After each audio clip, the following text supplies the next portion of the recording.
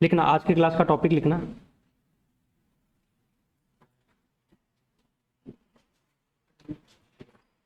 Preparation of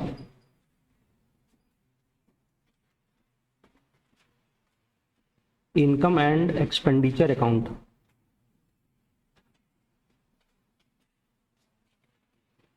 preparation of income and expenditure account.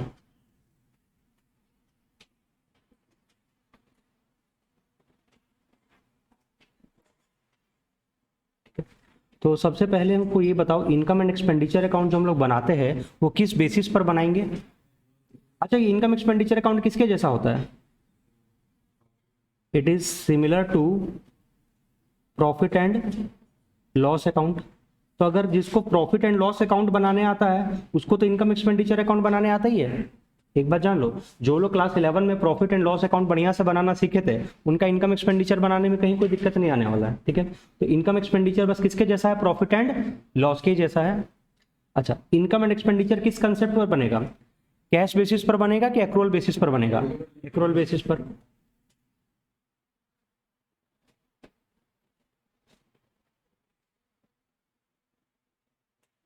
ये बनेगा हम लोग का एक्रूअल बेसिस पर। तो ये दो मोटा मोटा बात है, इनकम एक्सपेंडिचर अकाउंट किसके जैसा है? मोटा मोटी प्रॉफिट एंड लॉस के जैसा। और ये किस बेसिस पर बनेगा? एक्रूअल बेसिस पर। ठीक है, तो अभी हम सबसे पहले ये एक्रूअल बेसिस को थोड़ा सा समझाते हैं, एक्रूअल बेसिस को लेकर। ठीक है, सपोज करो मैं एक एग्जांपल पूछते तुम लोग से, एग्जांपल नंबर 1 लिखते चलना साथ साथ। Salaries paid during 2020-21। Salaries paid during 2020-21 है ₹1 लाख। ठीक है, साल भर में हम लोग कितना सैलरी पे कर दिए? 1 लाख रुपए का पेमेंट गया हमारे पास से। और एक इंफॉर्मेशन और बता रहे तुम लोग को कि आउटस्टैंडिंग सैलरीज है eight the and, outstanding salary at the and ₹20,000। Outstanding salary का मतलब समझ रहे हो ना? सैलरी का पेमेंट करना बाकी है, मतलब पेमेंट कर दिए 1 लाख रुपया और पेमेंट करना बाकी है 20,000 रुपया। ठीक है, हमको ये बताओ कि सैलरी के नाम का कितना खर्चा तुम लोग अपने इनकम एक्सपेंडिचर में ट्रांसफर करोगे एज पर एक्रूअल कंसेप्ट। मतलब अगर कोई तुमसे बोलेगा कि सैलरी का खर्चा कितना, कैश बेसिस पर कितना और एक्रूअल बेसिस पर कितना, तो कैश बेसिस के हिसाब से तो जितना पेमेंट करते वही खर्चा होता है ना। 1 लाख रुपया का पेमेंट किया तो खर्चा तो उसी को मानोगे, बट हम लोग कैश बेसिस पर तो बनाएंगे नहीं, हम लोग किस पर बनाएंगे? एक्रूअल बेसिस पर। तो बताओ एक्रूअल बेसिस के हिसाब से खर्चा तुम 1 लाख मानोगे या 1,20,000? 1,20,000, बस यही तो समझना है। हम लोग पेमेंट 1 लाख का कर दिए और पेमेंट करना बाकी है 20,000 रुपया। मतलब हम लोग सर्विस तो ले चुके होंगे ना, अपने एम्प्लॉय से सर्विस ले चुके, मतलब हमारा ट्रांजेक्शन तो इसी पीरियड का है, तो भले पेमेंट किए हो चाहे नहीं, खर्चा तो हमारा है।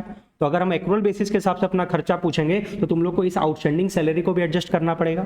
बस यही तो कंसेप्ट समझाना आज के क्लास में कि एक्रूअल कंसेप्ट क्या होता है। तो एक्रूअल कंसेप्ट इनकम और एक्सपेंस के ऊपर लगेगा, इनकम और एक्सपेंस के ऊपर लगेगा।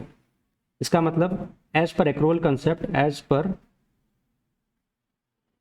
एक्रूअल कंसेप्ट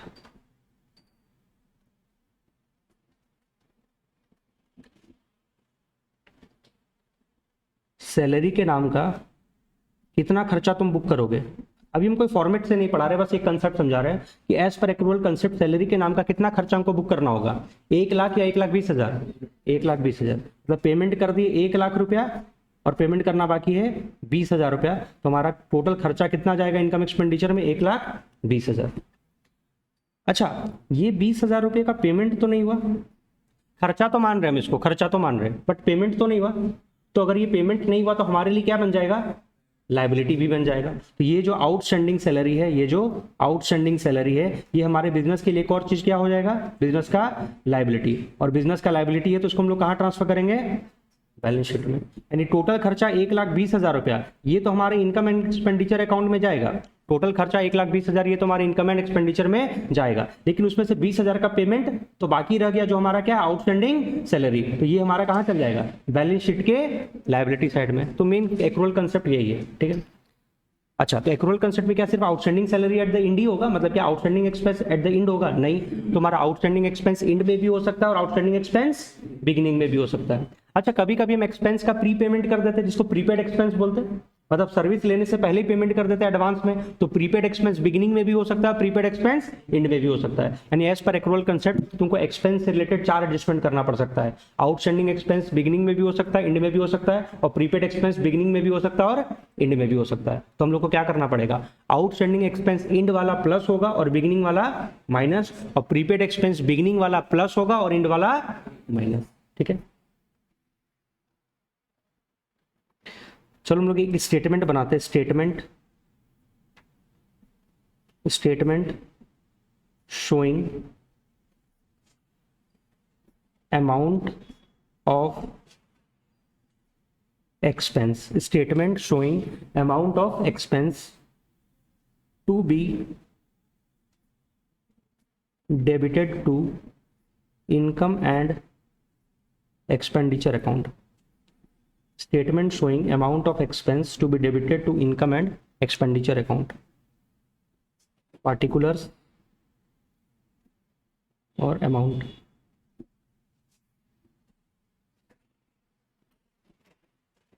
सबसे पहले हम लोग क्या उठाएंगे, expense paid during the year. Expense paid during the year, ठीक है। ये इंफॉर्मेशन कहां पर मिल जाएगा, रिसिप्ट एंड पेमेंट में, कि टोटल इतना खर्चा का हम पेमेंट किए, मतलब इतना सैलरी पेमेंट किए, इतना वेजेस का पेमेंट किए, इतना रेंट का पेमेंट किए। बट क्या ये पूरा का पूरा तुम लोग इनकम एक्सपेंडिचर में ट्रांसफर कर दोगे? नहीं, हमको एडजस्टमेंट करना पड़ेगा 4 चीज का। क्या क्या? आउटस्टैंडिंग बिगिनिंग और इंड वाला, और प्रीपेड बिगिनिंग और इंड वाला। तो ऐड करो, add outstanding expense at the and. अच्छा, इसको प्लस क्यों कर रहे हैं? इसका लॉजिक वैसा ही है जो सब्सक्रिप्शन का हम समझाए थे। ईयर एंड पर जो खर्चा बाकी वो तो इसी साल का है, भले पेमेंट नहीं क्यों, इसी साल का है, तो उसको तो ऐड करना होगा। ठीक है, add prepaid expenses in the beginning. बताओ, prepaid expense in the beginning को जोड़ने का क्या लॉजिक है? ये prepaid expense in the beginning का मतलब क्या हो रहा है, पिछले साल ही तुम पेमेंट कर दिए थे। पेमेंट किस साल हो चुका है? पिछले साल। लेकिन सर्विस कब मिलेगा? इस साल। तो तुम्हारा खर्चा किस साल का माना जाएगा? इस साल का माना जाएगा। यानी कि खाली पेमेंट कर देने से खर्चा नहीं ना होगा, पेमेंट तो तुम पिछले साल कर दिए, बट खर्चा किस साल का है? इस साल का। तो इस साल में आएगा लेस। अब 2 चीज माइनस भी होगा, less outstanding expense in the beginning. ये outstanding expense in the beginning कहां से है मालूम है? पिछले साल कुछ पेमेंट तुम करना बाकी रह गया था, पिछले साल कुछ पेमेंट करना बाकी रह गया था, तो वो इस ईयर के बिगिनिंग में आउटस्टैंडिंग दिखेगा। अच्छा, तो ये जो बिगिनिंग में आउटस्टैंडिंग हुआ होगा ना, पता है तुम उसका पेमेंट अभी कर दियोगे। तुम जो टोटल पेमेंट किए होगे उसमें से सबसे पहले जो पिछले साल का पेमेंट बाकी होगा वो कर दियोगे। तो बताओ, पिछले साल का पेमेंट तुम भले इस साल कर दे रहे हो, लेकिन खर्चा किस साल का था? पिछले साल का था। तो तुमको इस साल के पेमेंट में से क्या करना है? हटाना पड़ेगा। और एक चीज और माइनस होगा, less prepaid expense at the end. और prepaid expense at the end को माइनस करना है, क्यों? क्योंकि इस साल जो तुम पेमेंट की हो एडवांस में, उसका बेनिफिट कब मिलेगा? अगले साल। तो वो खर्चा किस साल का माना जाएगा? अगले साल का। ठीक है, तो ये अमाउंट है जो कहाँ ट्रांसफर होगा? Finally income and expenditure account में।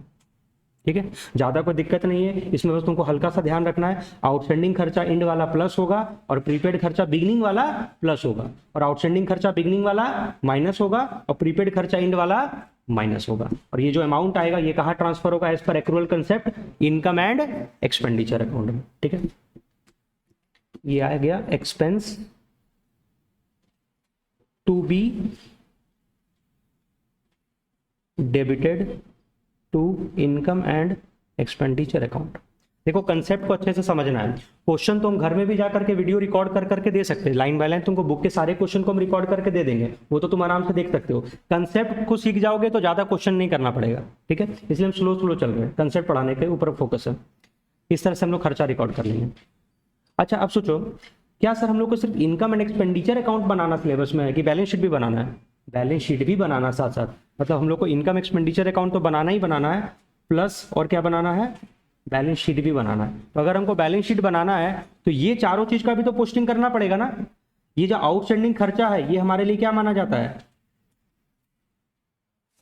लाइबिलिटी है ना। खर्चा जिसका पेमेंट करना बाकी है तो वो हमारे बिजनेस के लिए क्या है, लाइबिलिटी। तो कहाँ जाएगा, लाइबिलिटी साइड में। हाँ, किस डेट का है, एंड का, तो क्लोजिंग वाला बैलेंस शीट में चल जाएगा। बैलेंस शीट भी दो बनेगा, एक ओपनिंग डेट पर और एक क्लोजिंग डेट पर। तो जो एंड वाला है उसको क्लोजिंग डेट पर ले जाना, बिगनिंग वाले को ओपनिंग डेट पर ले जाना है। बस तो तुमको तो यही समझना है ना सर, आउटस्टैंडिंग और प्रीपेड को क्या बोलते हैं। आउटस्टैंडिंग खर्चा हमारे लिए लाइबिलिटी है और प्रीपेड खर्चा हमारे लिए एसेट है। ये हमारे लिए एसेट है और आउटस्टैंडिंग हमारे लिए लाइबिलिटी है। आउटस्टैंडिंग हमारे लिए लाइबिलिटी है और प्रीपेड हमारे लिए बिगनिंग वाला बिगनिंग में चल जाएगा और एंड वाला एंड में चल जाएगा। ठीक है। अच्छा, ये सेम चीज का प्रेजेंटेशन, ये जो भी हम लोग कैलकुलेशन किए उसको हम लोग एक लेजर बना करके भी कर सकते हैं। एक्सपेंस का भी लेजर बनाया जाता है, जैसे सब्सक्रिप्शन अकाउंट बनाना सीखे थे वैसे एक्सपेंस का भी लेजर बना सकते हैं। बनाओ तो एक्सपेंस अकाउंट।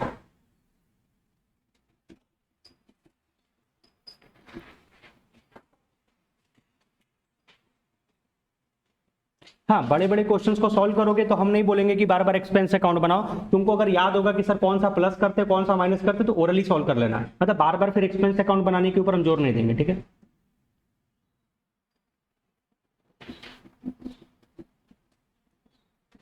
ये हो गया particulars, amount, particulars, amount, debit और क्रेडिट। ठीक है, चलो अब यहां पर भी हमको 5 इंफॉर्मेशन पुट करना सीखना है। एक तो कितना खर्चा का पेमेंट किए वो कहां जाएगा, और opening outstanding, closing outstanding, opening prepaid और क्लोजिंग प्रीपेड। देखो कैसे स्टार्ट करेंगे। कोई भी लेजर का डेबिट, ये ओपनिंग डेबिट बैलेंस होगा और ये ओपनिंग क्रेडिट बैलेंस होगा। तो सबसे पहले समझते हैं, तो आउटस्टैंडिंग खर्चा है, कोई भी खर्चा जिसका पेमेंट करना बाकी, वो हमारे लिए एसेट है कि लाइबिलिटी, लाइबिलिटी। लाइबिलिटी का कौन सा बैलेंस होगा, क्रेडिट बैलेंस। तो यहां से स्टार्ट होगा by outstanding expense, by outstanding expense. ये हो गया इन द बिगिनिंग। ठीक है।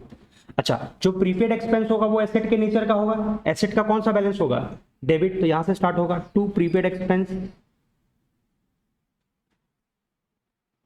इन द बिगिनिंग। वो तो लिखने का जरूरत नहीं, वो तो पता ही, लेजर के स्टार्टिंग में तो बिगिनिंग हो गया। ठीक है। ये outstanding expense in the beginning है और ये prepaid expense in the beginning है। अच्छा, ये दोनों अगर एंड में लिखेंगे तो अपोजिट साइड में जाएगा। अगर ये ओपनिंग प्रीपेड है तो इधर क्लोजिंग प्रीपेड आएगा, और ये ओपनिंग आउटस्टैंडिंग है तो इधर क्लोजिंग आउटस्टैंडिंग आएगा। लिखो टू आउटस्टैंडिंग एक्सपेंस, ये है at end, at the end, और ये है by prepaid expense at the end. तो ये चारों आइटम पुट कर लिए, ओपनिंग आउटस्टैंडिंग, क्लोजिंग आउटस्टैंडिंग और ओपनिंग प्रीपेड और क्लोजिंग प्रीपेड। ठीक है। एसेट्स का डेबिट बैलेंस होता है, लायबिलिटी का क्रेडिट बैलेंस होता है। ठीक है। अच्छा, इसके अलावा क्वेश्चन में हम लोग को सर क्या दिया हुआ रहेगा, एक्सपेंस पेड दिया हुआ रहेगा, या डायरेक्टली बता देगा कि कितना एक्सपेंस इनकम एक्सपेंडिचर में जाएगा। क्या दिया रहेगा, एक्सपेंस पेड दिया हुआ रहेगा, बिकॉज हमको रिसिप्ट एंड पेमेंट की मदद से क्या बना करके दिखाना, इनकम एंड एक्सपेंडिचर। तो वो तो तुमको कैश बेसिस के हिसाब से बताएगा कि इतना पेमेंट हम लोग किए हैं। तो अगर तुम कोई भी खर्चे का पेमेंट करते हो तो उसका जर्नल एंट्री क्या होता है, जैसे सैलरी का पेमेंट करते हो तो जर्नल एंट्री क्या होता है, salary account debit to bank या कैश। रेंट पेमेंट करोगे तो rent account debit to cash या rent account debit to bank. तो कोई भी खर्चे का अगर हम पेमेंट करते हैं तो उसको डेबिट साइड में रिकॉर्ड करेंगे एक्सपेंस के, expense account debit to bank, expense account debit to bank. ये है पेमेंट, इतना पेमेंट हम किए। ठीक है। तो जितना हम पेमेंट किए उसमें से ये चारों चीज को एडजस्ट कर दिए, जितना पेमेंट किए उसमें ये चारों चीज क्या हो गया, एडजस्ट हो गया लेजर में। तो जो तुम यहां पर बैलेंसिंग फिगर निकालोगे वो बैलेंसिंग फिगर बताओ तो किस साइड आएगा, इधर का टोटल ज्यादा होगा और उसमें से ये दोनों आइटम को माइनस करोगे, मतलब जितना पेमेंट की उसके साथ दो चीज प्लस हो रहा है और दो चीज माइनस हो रहा है। क्या क्या दो चीज प्लस हो रहा है? क्लोजिंग आउटस्टैंडिंग प्लस होना था और ओपनिंग प्रीपेड प्लस होना था, और ओपनिंग आउटस्टैंडिंग माइनस होना था और क्लोजिंग प्रीपेड माइनस होना था। तो तुम्हारा यहां पर बैलेंसिंग फिगर आ जाएगा इनकम एंड एक्सपेंडिचर अकाउंट।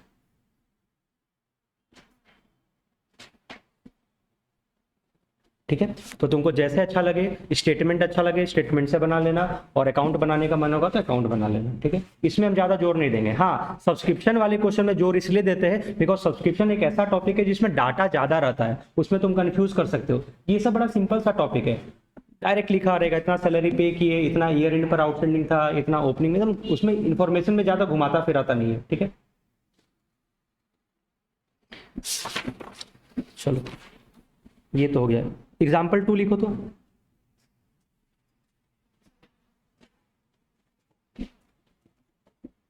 ये तो हुआ खर्चा का एक्रूअल कंसेप्ट के हिसाब से कैसे काम करते हैं। कोई भी खर्चा, सैलरी, रेंट, वेजेस, कोई भी खर्चा, उसको हम लोग इस तरीके से डील कर लेंगे। ठीक है, अब आता है इनकम। तो हमको इनकम को भी एक्रूअल बेसिस के ऊपर लेकर के जाना है। जैसे कि एग्जांपल लेते हैं, रेंट रिसीव्ड। रेंट खर्चा भी हो सकता है, इनकम भी हो सकता है। पे कर रहे हो तो खर्चा, रिसीव कर रहे हो तो इनकम। सपोज करो हम रेंट का बात कर रहे हैं, rent received during 2020-21 is ₹2 lakh. पूरे साल भर में एक नॉट फॉर प्रॉफिट ऑर्गेनाइजेशन कितना रिसीव किया है? 2 lakh.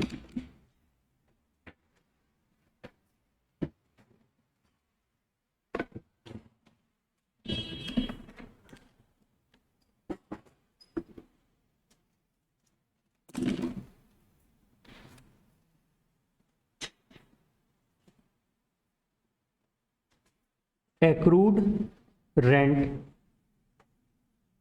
at the end is ₹50,000। अब बताओ, साल भर में हम लोग अपना रेंट कितना रिसीव कर लिए? 2 लाख। लेकिन अभी भी ईयर एंड पर कितना रेंट एक्रू हो गया? एक्रू मतलब रेंट अर्न कर लिए बट रिसीव नहीं किए। एक्रूड का मतलब क्या होता है?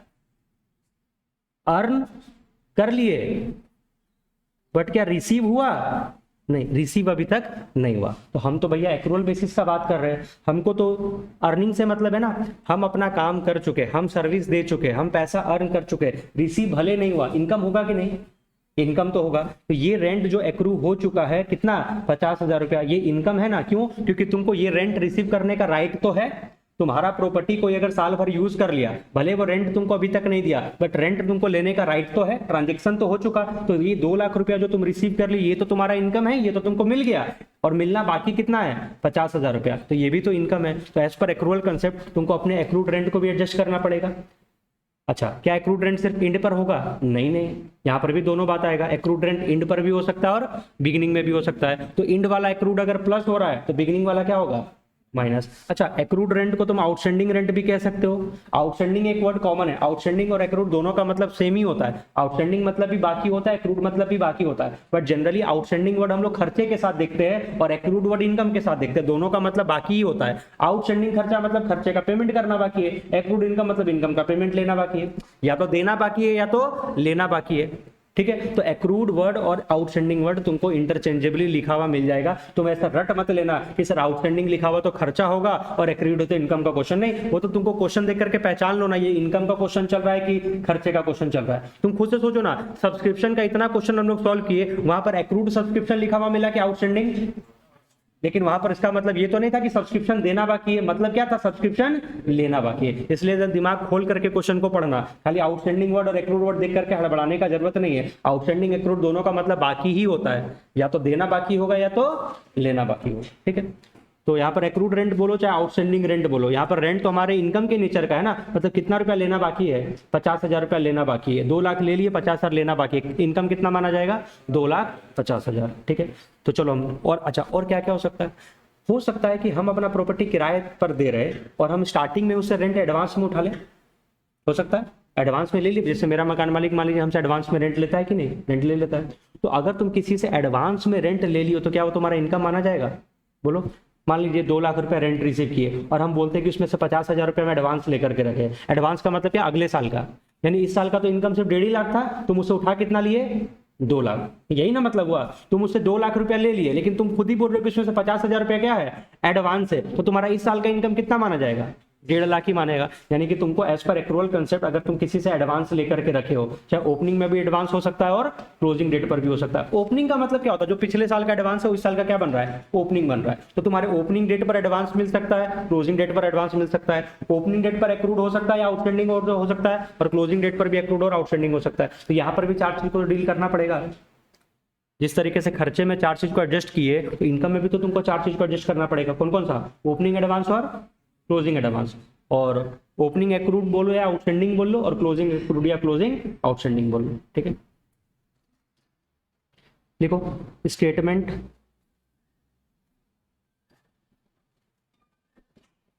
Showing amount of income to be credited to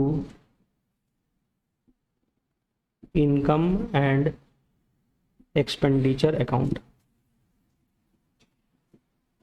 वैसे ये वाला बात तुम लोग सीख चुके हो, क्योंकि सब्सक्रिप्शन भी तो इनकम ही होता है। तो सब्सक्रिप्शन का अकाउंटिंग जो तुम सीख लिए, तुम सारे इनकम का अकाउंटिंग सीख चुके हो। बताओ ना, सब्सक्रिप्शन का क्या रूल था, आउटस्टैंडिंग सब्सक्रिप्शन इंड वाला क्या होता है, प्लस, और बिगिनिंग वाला माइनस। तो वही बात है, कोई भी इनकम अगर आउटस्टैंडिंग एंड पे तो प्लस होगा और बिगिनिंग वाला माइनस। अच्छा, एडवांस सब्सक्रिप्शन बिगिनिंग वाला क्या होता है, प्लस, और एंड वाला क्या होता है, तो वही रूल तो हम लिखवाने जा रहे हैं, इसमें कोई अलग से नहीं लिखेंगे। देखो, income received, income received during the year, ये रिसीव्ड का इंफॉर्मेशन तुमको कहां से मिल सकता है, रिसिप्ट एंड पेमेंट से। चलो, 2 चीज प्लस होगा एंड 2 चीज माइनस। बोलो कौन कौन सा, accrued income at the end, add advance income in the beginning, less accrued income in the beginning and less advance income at the end। ये जो आएगा, इतना अमाउंट हम लोग को कहां लेकर के जाना है, इनकम एंड एक्सपेंडिचर में, as per accrual concept. Income जो कि क्रेडिट हो जाएगा, income to be credited to income and expenditure account. ठीक है, अच्छा, सेम चीज का प्रेजेंटेशन कहां पर हो सकता है, लेजर बना करके भी हो सकता है। सेम चीज का प्रेजेंटेशन इनकम का अकाउंट बना करके भी हो सकता है, जैसे सब्सक्रिप्शन का अकाउंट बनाते थे वैसे कोई भी इनकम का अकाउंट बनाया जा सकता है। चलो फॉर्मेट ड्रॉ कर लेते हैं। अच्छा, ये चारों चीज का प्रेजेंटेशन में जाएगा ना, ये तो इनकम एक्सपेंडिचर में चला गया, ये तो रिसीट एंड पेमेंट में दिया रहता है, ये चारों चीज कहां जाएगा बताओ तो। एक्रूड इनकम तुम्हारे लिए क्या है, देना है कि लेना है, लेना है। तो लेना है तो एसेट होगा कि लायबिलिटी, एसेट। ये दोनों एक्रूड इनकम तुम्हारे लिए क्या है, एसेट के नेचर का है। रिस्पेक्टिव बैलेंस शीट में चल जाएगा, ओपनिंग वाला ओपनिंग में, क्लोजिंग वाला क्लोजिंग में। और एडवांस में तुम बताओ किसी से पैसा ले लियो, काम तो हुआ नहीं है, तो वो पैसा तुम्हारा हो जाएगा कि लायबिलिटी है, लायबिलिटी है। अकाउंट्स का कोई भी सब्जेक्ट रटने वाला नहीं है, तुम एज अ बिजनेसमैन की तरह से सोचो, ओपन माइंडेड होकर तुमको तुरंत आंसर मिलेगा। तुम बताओ किसी से पैसा ले लिया और काम नहीं किया उसका, तो तुम्हारा इनकम हो जाएगा क्या, वो बंदा आकर के बोलेगा ना भैया आप तो काम नहीं किए, मेरा पैसा वापस कर दीजिए। इसका मतलब जब तक तुम काम किसी का नहीं कर दे तो तब तक वो चीज तुम्हारे लिए क्या है, लायबिलिटी है। सिंपल सा रूल है। चलो एक इनकम का लेजर ड्रॉ करो, कोई भी इनकम आ सकता है, income account.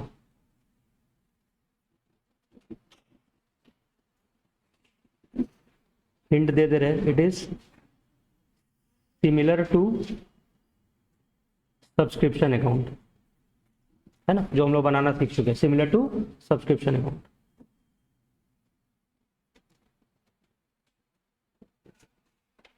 Particulars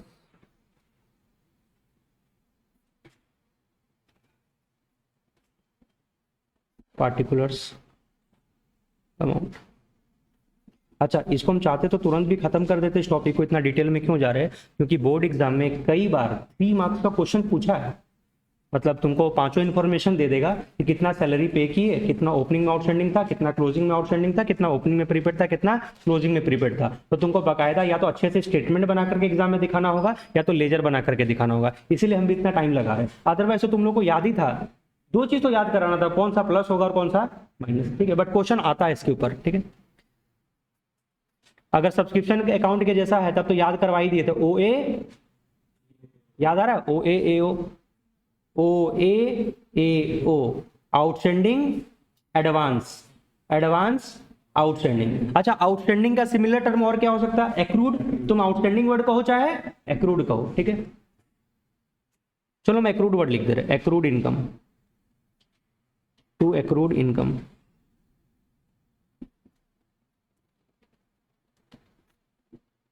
and by advance income.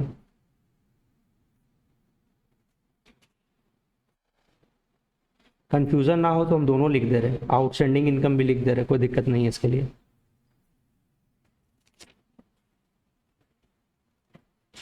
क्योंकि आउटस्टैंडिंग सब्सक्रिप्शन वर्ड ज्यादा रहता है ना। एक्रूड सब्सक्रिप्शन जल्दी बुक में नहीं रहता, आउटस्टैंडिंग सब्सक्रिप्शन वर्ड रहता है। आउटस्टैंडिंग इनकम या एक्रूड इनकम, और ये हो गया एडवांस इनकम। या इसको पूरा इस तरह से लिखना, इनकम रिसीव्ड इन एडवांस, या शॉर्ट में बोलो एडवांस इनकम। अच्छा, ये दोनों अपोजिट इधर हो जाएगा, ये दोनों ओपनिंग बैलेंस, इसका दोनों क्लोजिंग बैलेंस। ये ओपनिंग आउटस्टैंडिंग या ओपनिंग एक्रूड, तो इधर क्लोजिंग आउटस्टैंडिंग का हो चाहे closing accrued, by accrued income या आउटस्टैंडिंग इनकम।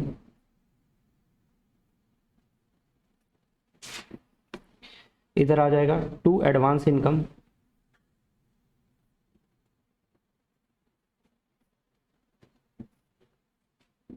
ये तो 4 इंफॉर्मेशन लिखे। ये चारों चीज का एडजस्टमेंट किसके साथ करना था, इनकम रिसीव्ड के साथ, कि जितना इनकम तुम रिसीव किए उसमें ये चारों चीज को एडजस्ट करके ढूंढो कि तुम्हारा एक्रूअल बेसिस से इनकम कितना बनेगा। तो बताओ, हम जब इनकम किसी से रिसीव करेंगे तो कैश हमारे पास आएगा, तो जर्नल एंट्री क्या होगा, cash account debit to income, तो इनकम के क्रेडिट में आएगा कैश, कैश लिखो चाहे बैंक लिख दो, by bank account, by bank account. ये है इनकम रिसीव्ड, ये इतना तुम इनकम रिसीव किए। तो देखो, तुम जो इनकम रिसीव्ड किए उसमें 2 चीज प्लस हो रहा है और अल्टीमेटली 2 चीज माइनस हो रहा है। तो देखो, तो प्लस कौन कौन सा हो रहा है, ओपनिंग एडवांस प्लस हो रहा है। क्यों, क्योंकि पिछले साल तुम भले किसी से एडवांस ले लिए, काम तो तुमको इस साल करना है, तो इनकम तो इस साल का माना जाएगा ना, क्योंकि पिछले साल तुम पैसा उठा लिए, वो लायबिलिटी है। काम अगर इस साल करोगे तो इनकम किस साल का बनेगा, इस साल का, तो वो ऐड हो रहा है। अच्छा, एक्रूड इनकम ईयर एंड वाला ऐड हो रहा है, हाँ, क्योंकि तुम इस साल काम भी कर दिए और अभी तक पैसा नहीं मिला, तो भैया काम कर दिए तो हमारा इनकम है, भले तुम दिए नहीं हो, तो ईयर एंड पर जो आउटस्टैंडिंग है वो तो तुम्हारा इनकम है, क्योंकि तुम साल भर काम किए। अच्छा, 2 चीज माइनस हो रहा है, ओपनिंग एक्रूड माइनस हो रहा है। ओपनिंग एक्रूड का मतलब हो रहा है पिछले साल ही एक्रूड था, यानी पिछले साल सर्विस दे चुके हो बट पिछले साल पैसा नहीं मिला, तो इनकम तो पिछले साल का माना जाएगा, भले पैसा तुमको इस साल मिल जाएगा, ठीक है, तो माइनस हो जाएगा। और एडवांस इनकम क्लोजिंग वाला माइनस हो रहा है, क्योंकि ईयर एंड पर जाकर के अगर तुमको एडवांस दिख रहा है, इसका मतलब इस साल तुम किसी से पैसा उठा लिए, लेकिन काम कब करोगे, अगले साल, तो वो तो इस साल की इनकम में से माइनस होना चाहिए, तो माइनस हो रहा है। यहां पर बैलेंसिंग फिगर आ जाएगा to income and expenditure account.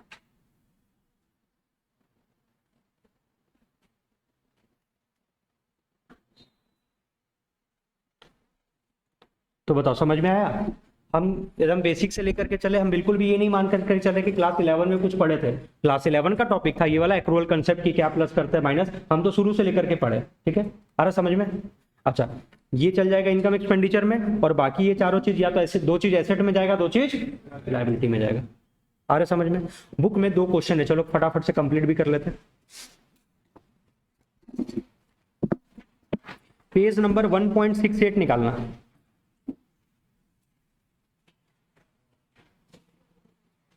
Page number 1.68, question number 38।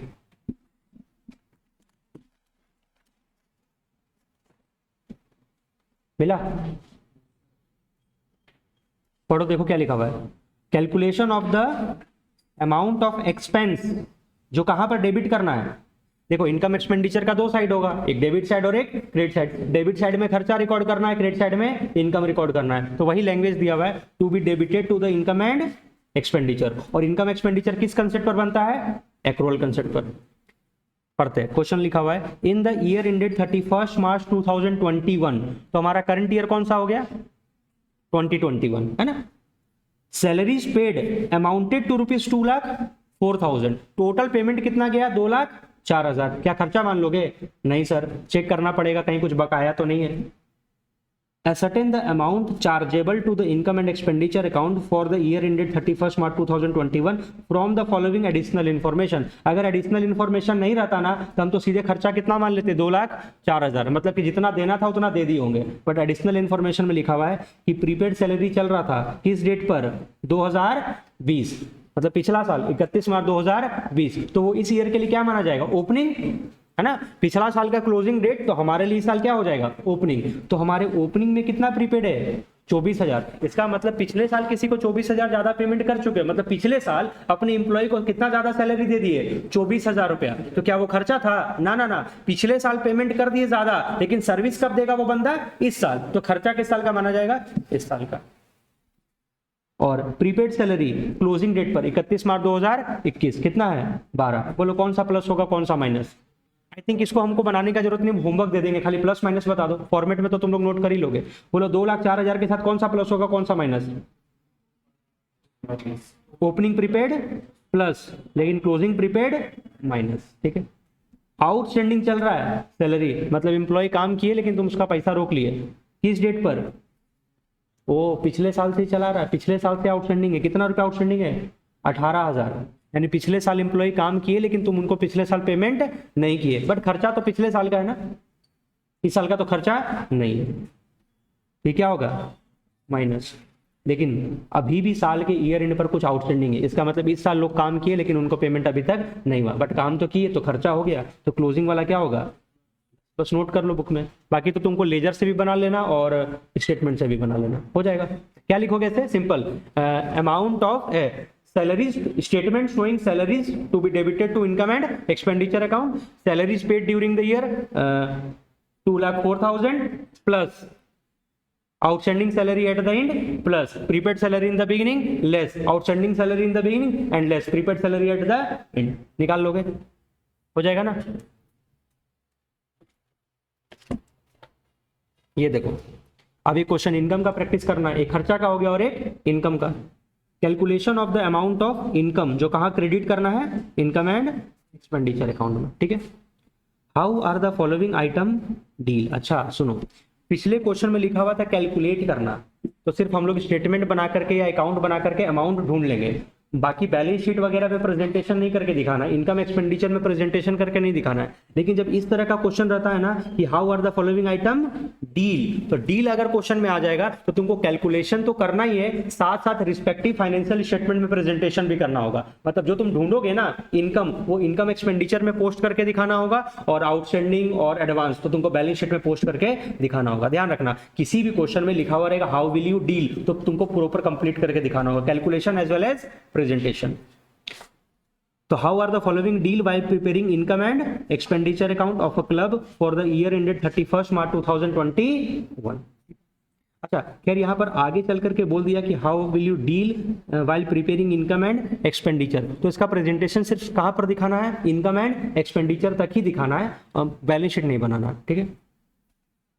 Outstanding locker rent opening में है 4600, क्लोजिंग में है 6300, और एडवांस में तुम लोकर रेंट उठा करके रखे हो कितना? ओपनिंग में 3000 था, क्लोजिंग में 4000। फटाफट से बोलो 2 नंबर कौन सा प्लस होगा, 2 नंबर कौन सा माइनस होगा? तुम इसको सब्सक्रिप्शन समझो ना, लोकर रेंट को तुम सब्सक्रिप्शन ही मान लो ना। आउटस्टैंडिंग सब्सक्रिप्शन क्या करते थे? इंड वाला प्लस और बिगिनिंग वाला माइनस, और ओपनिंग में जो एडवांस रहता था सब्सक्रिप्शन वो क्या करते थे? प्लस। ओपनिंग वाला प्लस होता था, क्लोजिंग वाला क्या होता था? इतना तो तुमको याद रखना ही पड़ेगा, और नहीं याद रहा तो फिर तुम अकाउंट बना लेना। अकाउंट से तो याद आ जाएगा ना, ओ ए ओ करके बना लोगे। अच्छा चेक कर लो तो आंसर सही आ रहा है। टोटल रिसीव कितना के नीचे लिखा हुआ है, locker rent receive during the year 52। आओ चेक कर देते हैं। 52,000 में प्लस कितना करना है? 6300 माइनस करना है 4600, प्लस करना है 3000 और एक माइनस करना है 4000, कितना आ रहा है 52,700, 52,700 हो जाएगा। तो ऐसा ऐसा क्वेश्चन भी 3 मार्क्स का आता है, इसलिए मैं इतना टाइम लगा रहा है, ठीक है।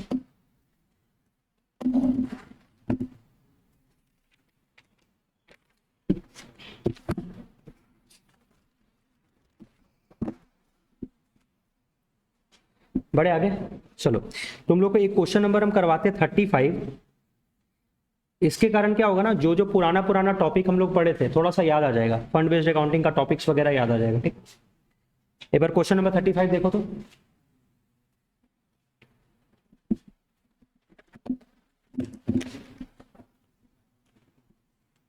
देखो, how will be the following item deal while preparing the balance sheet. मतलब ये लगभग सारे आइटम का प्रेजेंटेशन कहाँ जाना है, बैलेंस शीट में ही जाने वाला होगा। किस साल का क्वेश्चन है, ईयर एंडेड 31 मार्च 2021। क्लब का नाम है कॉन्फिडेंट क्लब। एक काम करे, बैलेंस शीट ड्रॉ कर लेते हैं, बिकॉज प्रेजेंटेशन तो बैलेंस शीट में जाना ही है। पहले क्लब का नाम लिख लो, confident club, balance sheet and extract. अभी भी हम एक्सट्रैक्ट क्यों लिख रहे हैं, बिकॉज अभी भी एक छोटा सा कोई क्वेश्चन सॉल्व कर रही है, कंप्लीट कोई हम लोग फाइनेंशियल स्टेटमेंट नहीं बना रहे हैं, ठीक है। मतलब ये बैलेंस शीट टैली नहीं करेगा, कोई जरूरी नहीं है, ठीक है। As at 31 March 2021, I think 2021 ही होगा क्वेश्चन में, हाँ।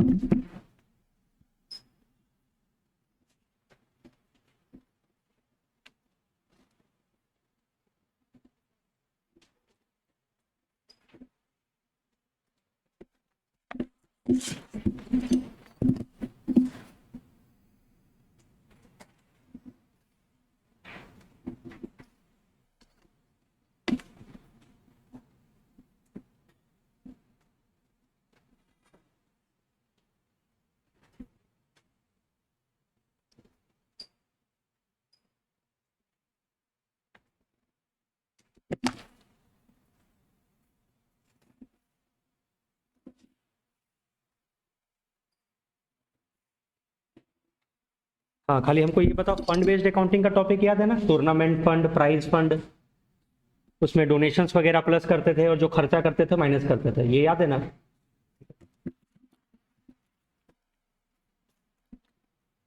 चलो, सबसे पहला पॉइंट नंबर ए, हमारे पास एक बिल्डिंग फंड है।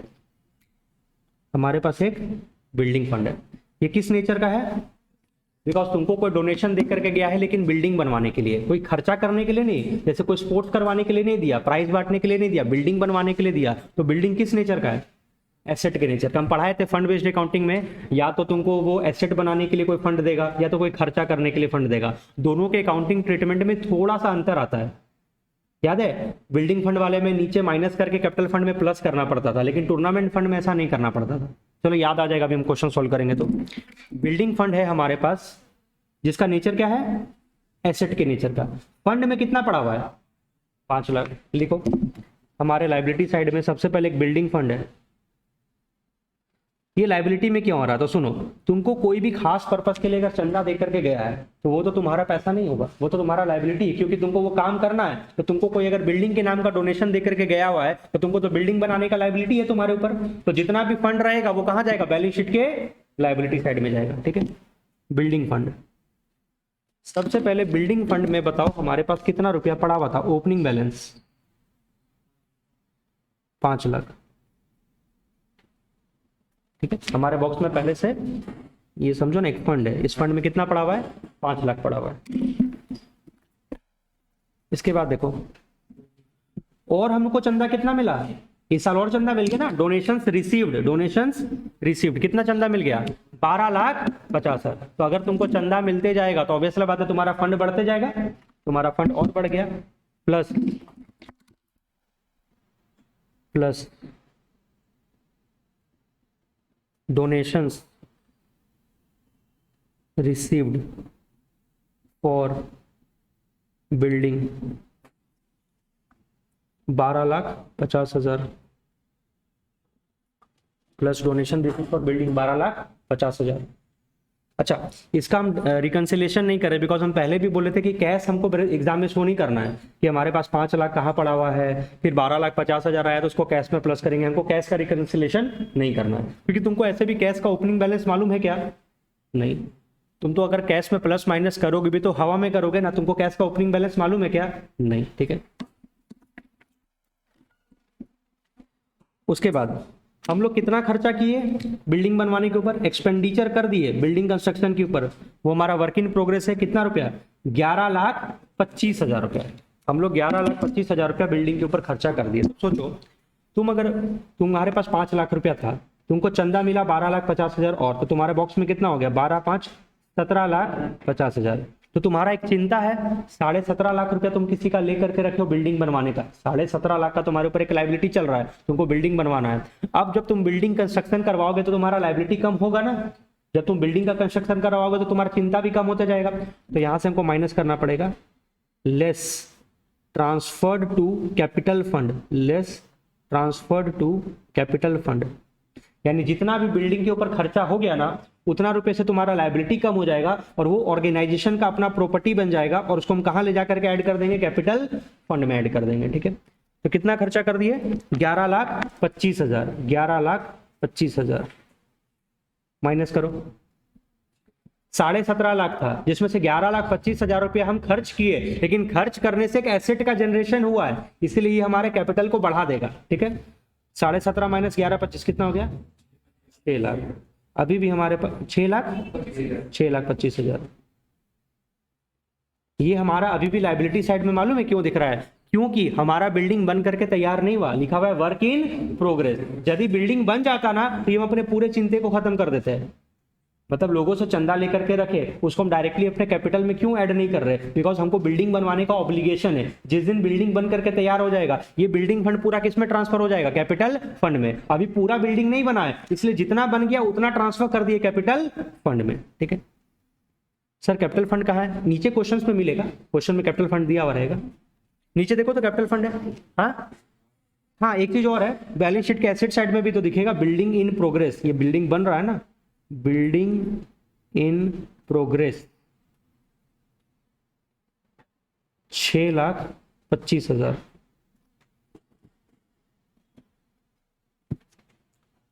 ठीक है, कैपिटल फंड नीचे दिया हुआ है क्वेश्चन में, बाद में ऐड कर देंगे उसमें। आओ दूसरे फंड का नाम पढ़ो। हाँ, मैच फंड में जो पैसा पड़ा हुआ ना, इससे तो तुम खर्चा करोगे। मैच ऑर्गेनाइज करोगे तो उससे कोई एसेट जनरेशन थोड़ा हो जाएगा, उससे तो खर्चा होगा। मैच फंड में हमारे पास 1 अप्रैल को कितना रुपया पड़ा हुआ था? 7,500। और हम ये बता भी दिए ये नेचर किस नेचर का है? ये खर्चा वाला फंड है। ठीक है, 7,500 लिखो मैच फंड। एक दूसरे फंड का नाम लिखो, मैच फंड।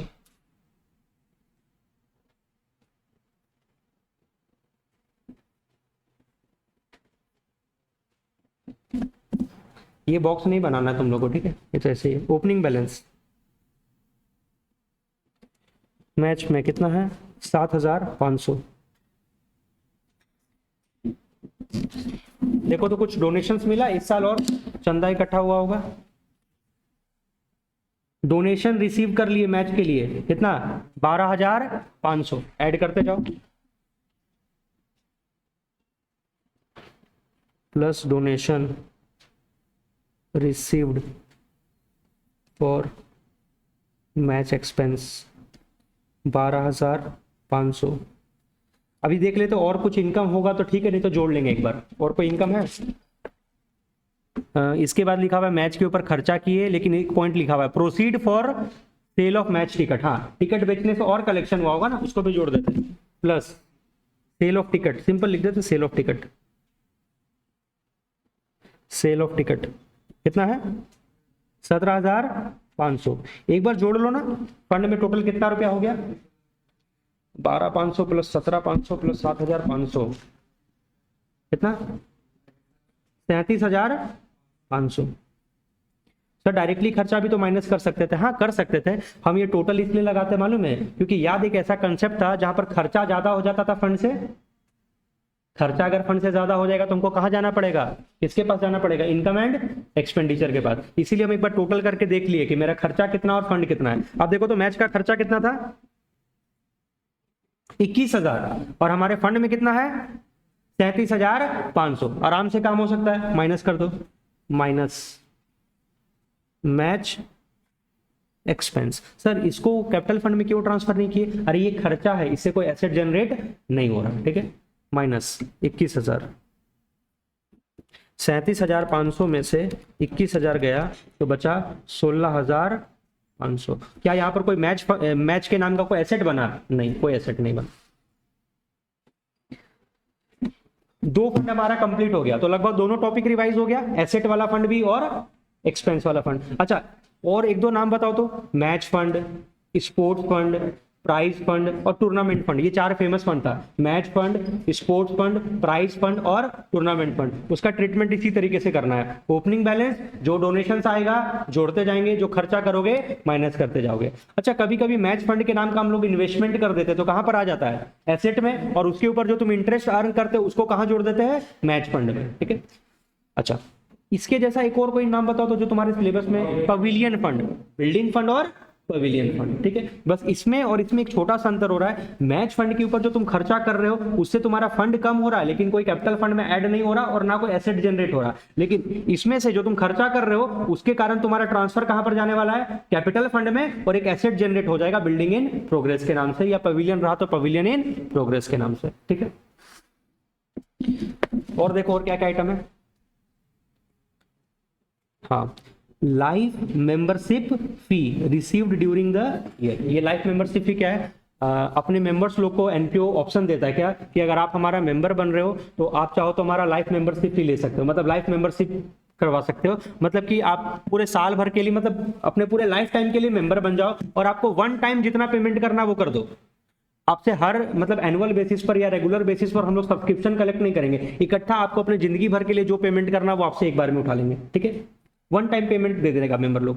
तो सोचो ना, मेंबर अपने पूरे लाइफ टाइम का पेमेंट एक बार में कर दिया तो क्या छोटा रकम होगा, एक मेंबर अपने 20, 30, 50 साल जितना समय तक वो रहेगा उसका पूरा पेमेंट एक बार में ऑर्गेनाइजेशन को कर दिया, तो इतना हेवी अमाउंट जो ऑर्गेनाइजेशन रिसीव करेगा, क्या उसको सीधे इनकम एक्सपेंडिचर में ट्रांसफर करना उचित होगा, नहीं। देखो एक तो अमाउंट हैवी, चलो अमाउंट का तो कोई बहुत बड़ा बात नहीं है, हम मेंबर से एक साल का इनकम नहीं ले रहे, उसके पूरे लाइफ टाइम का ले रहे हैं। लेकिन हमारा इनकम एक्सपेंडिचर अकाउंट तो एक पार्टिकुलर ईयर की इनकम को शो करता है, और यहाँ पर हम जो मेंबर लोग से पैसा उठाए वो तो कलेक्टिव है, उसके पूरे 20-25 साल का इनकम एक बार में ले लिए, तो क्या तुम्हारा इनकम एक्सपेंडिचर में एक बार में शो करना उचित होगा, नहीं। तुम धीरे धीरे शो कर दो तो काम चल जाएगा, बट हमारे सिलेबस में वो धीरे धीरे वाला कंसेप्ट नहीं है कि एक बार तुम बैलेंस शीट में ट्रांसफर कर लो और धीरे धीरे इनकम एक्सपेंडिचर में जाएगा, उतना हमारे सिलेबस में नहीं डाला गया है। हमारे सिलेबस के हिसाब से सिंपल क्या बोला जा रहा है ना, कि लाइफ मेंबरशिप फी को तुम रेवेन्यू नेचर मत मानो, इसको कैपिटल नेचर का मान लो, और सीधे कहां ट्रांसफर कर दो, बैलेंस शीट में। इसको इनकम एक्सपेंडिचर अकाउंट में ले जाने का जरूरत नहीं है, तो तुमको याद रखना होगा।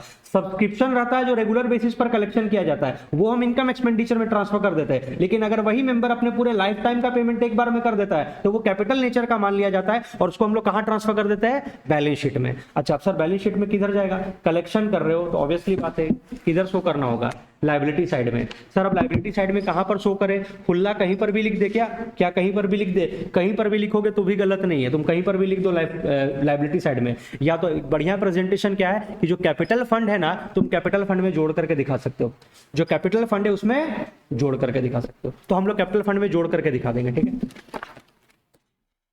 तो दो चीजें जो कैपिटल फंड में जोड़ना है, एक तो वो बिल्डिंग वाला जो खर्चा किए थे वो जोड़ना है, और एक लाइफ मेंबरशिप फी जोड़ना है, ठीक है। आगे बढ़ो, ये सब्सक्रिप्शन फॉर गवर्नर पार्टी दिया हुआ है और कुछ outstanding subscription for governor party दिया हुआ है। रुको, डी नंबर पॉइंट को हम बाद में एक्सप्लेन करेंगे, पहले ये कैपिटल फंड लिख लेते और दो चीजों जोड़ना बाकी था जोड़ लेते। कैपिटल फंड देखो ना कितना चल रहा था, 12 लाख, पहले लिख लेते, कैपिटल फंड का काम खत्म करते। कैपिटल फंड का काम कंप्लीट करो, कैपिटल फंड। अच्छा कैपिटल फंड का एक और नाम होता है जनरल फंड, मतलब ये ऑर्गेनाइजेशन का वो फंड है जिसको किसी भी पर्पस के लिए खर्च किया जा सकता है। कैपिटल फंड, ओपनिंग बैलेंस, हमारे ऑर्गेनाइजेशन में कितना पड़ा हुआ था पैसा? 12,50,000।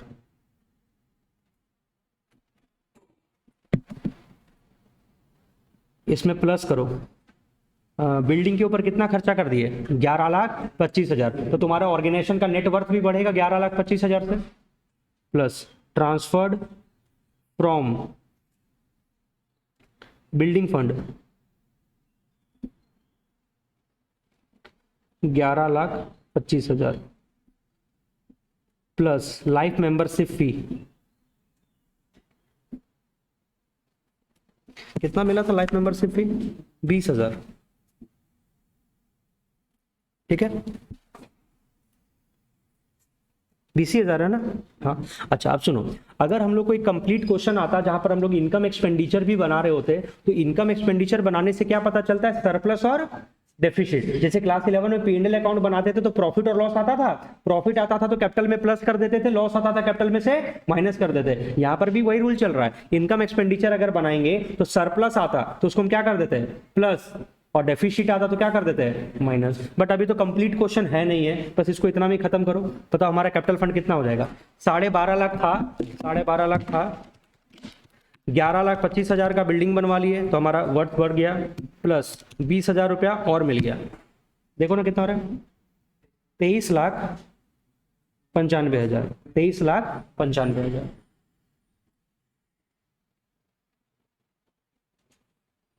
ठीक है, बस अब एक पॉइंट नंबर डी बचा हुआ है, पढ़ो तो पॉइंट नंबर डी और देखो तो तुम लोग बना पाओगे क्या। यहां तक में कोई डाउट है तो पहले पूछ लो। ये एक तरह से रिवीजन ही करवाए थे, बिल्डिंग फंड और ये मैच फंड। बस बताओ, सब्सक्रिप्शन तुम उठाए हो लेकिन एक खास पर्पस के लिए। मेंबर से जो तुम सब्सक्रिप्शन लेते हो वो तो तुम्हारा इनकम एक्सपेंडिचर में जाता है, लेकिन इस बार जो सब्सक्रिप्शन ले रहे हो ना, किसी खास पर्पस के लिए ले रहे हो। गवर्नर साहब का पार्टी करना है, गवर्नर साहब के लिए एक पार्टी ऑर्गेनाइज करना है। और कितना सब्सक्रिप्शन जमा कर लिए? 30,000। मतलब अपने मेंबर लोग को बोल रहे हैं लाए भाई चंदा इकट्ठा करते हैं, पार्टी करना है। 30,000 रुपया उठाए हो तो बताओ, गवर्नर साहब का पार्टी करने के लिए 30,000 रुपया मेंबर लोग से जो चंदा उठा ली हो, इसको इनकम माने कि लाइबिलिटी माने? पता है, देखो अकाउंट्स बड़ा सिंपल है। तुमको कहीं से पैसा आ रहा है ना, उससे पूछो ना, मेरा है तो इनकम मान लेंगे, और कोई ऑब्लिगेशन के साथ है तो लाइबिलिटी मान लेंगे। बस दो ही तो सिस्टम है, पैसा आ रहा है तो इनकम होगा या तो लाइबिलिटी होगा। तो बताओ, तुमको कोई खास पर्पस के लिए पैसा दिया है, कोई खास पर्पस के लिए पैसा दिया हुआ है, तो क्या वो पर्पस पूरा हो गया है?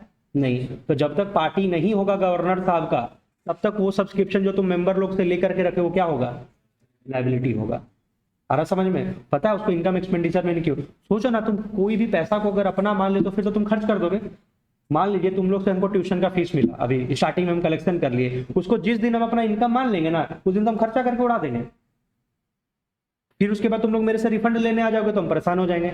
इसीलिए हम सोच समझ करके डिसाइड कर रहे हैं कि तुमसे जो हमको फीस मिला है उसको कब इनकम मानना है और कब लाइबिलिटी मानना है। जब तक हम सर्विस नहीं दिए तब तक मेरा ऑब्लिगेशन है, पैसा वापस करना पड़ सकता है, तो क्या मानेंगे? लाइबिलिटी। लेकिन एक बार तुम्हारा कोर्स कंप्लीट हो गया, वो पैसा किसका हो गया? मेरा, तब उसको हम क्या मानेंगे? इनकम। तो वही बात है ना, हम गवर्नर साहब का पार्टी करने के लिए चंदा इकट्ठा किए, क्या पार्टी हो गया? नहीं। तो हम कहां लिखेंगे?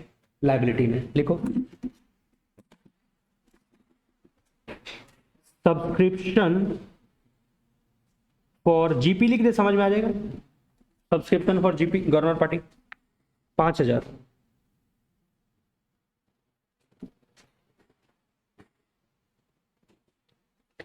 आउटर कॉलम में नहीं लिखे हम, उसका रीजन है, तुम लोग आउटर कॉलम में लिख दिया क्या? नहीं ना। हाँ, अब इसमें कुछ प्लस माइनस हो सकता है। 5,000 रुपया मिल गया मेंबर से, ठीक है। नीचे पढ़ो तो एक पॉइंट और लिखा हुआ है, आउटस्टैंडिंग सब्सक्रिप्शन है गवर्नर। अच्छा 5 नहीं 30 था ना? अच्छा 30,000 है, इसको 30 कर दो, 30,000 मिल गया। और देखो तो क्या लिखा हुआ है, आउटस्टैंडिंग सब्सक्रिप्शन का मतलब मिलना बाकी है ना। कितना मिलना बाकी है? इसका मतलब मेरे सारे मेंबर लगभग पेमेंट कर दिए, कुछ मेंबर है जो पेमेंट नहीं किए, 5,000 मिलना बाकी रह गया। बताओ क्या करें? 30,000 मिला था, 30,000 तो लिख दिए, 5,000 मिलना बाकी है। हम बताओ रिसीट एंड कैश बेसिस पर काम कर रहे हैं क्या एक्रूअल? एक्रूअल। तो एज पर एक्रूअल कंसेप्ट हमको 30,000 शो करना चाहिए कि 35,000? 35,000। तो 5,000 जोड़ करके लिखेंगे, प्लस आउटस्टैंडिंग सब्सक्रिप्शन 5,000। तो टोटल कितना हो गया? 35,000। यानी गवर्नर साहब के पार्टी के लिए हमको अपने फंड में कितना जमा करना है? 35,000 जमा करना है, जिसमें से कितना जमा हो चुका? 30। मिलना बाकी कितना है? 5। सर आप स्टार्टिंग में बोले थे कि कैश का रिकंसिलेशन नहीं करेंगे, चलो हम कैश के बारे में कोई बात नहीं कर रहे, कितना आया कितना गया हम कैश में प्लस माइनस नहीं किए, लेकिन एक बात तुमको लिखना पड़ेगा ना, ये 5,000 रुपये मिला नहीं है, मिलना बाकी है। तो सर इसको इग्नोर नहीं करेंगे, इसको लिख के देखिए। तो 5,000 मिलना बाकी है, तो वो हमारे लिए एसेट भी तो होगा। हर चीज का डबल एंट्री होता है ना अकाउंट्स में, सिंपल सा रूल है। अगर एक तरफ एसेट हो तो सामने लायबिलिटी में भी तो रिप्रेजेंट हो रहा होगा। Outstanding subscriptions for governors party कितना? तो बस हम कैश का रिकंसिलेशन छोड़ के बाकी सब चीज का प्रेजेंटेशन किए। आया समझ में? कुछ तो आया होगा मोटा मोटी।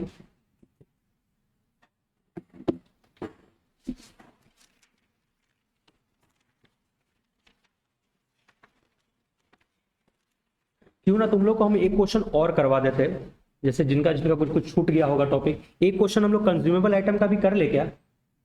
ठीक रहेगा। मान लीजिए किन्हीं का कंज्यूमेबल आइटम अगर मिस हुआ होगा तो वो रिवाइज हो जाएगा, है ना। चलो एक क्वेश्चन कंज्यूमेबल आइटम का कर लेते हैं।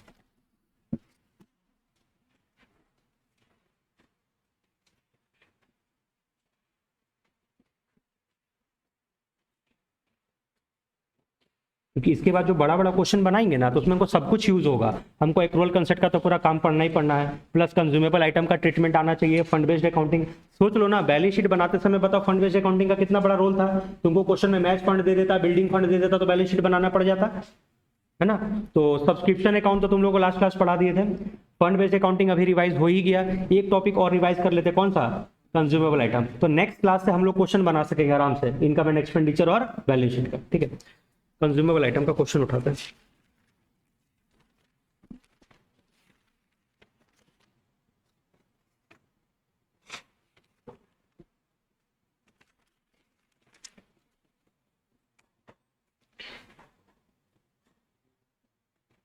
क्वेश्चन नंबर 29 देखो ना।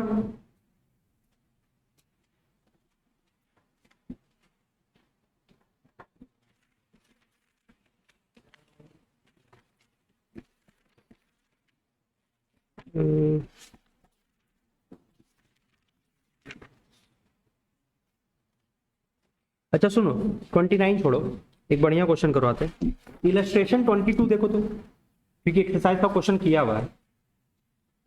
इलस्ट्रेशन नंबर 22 ये इंपॉर्टेंट है।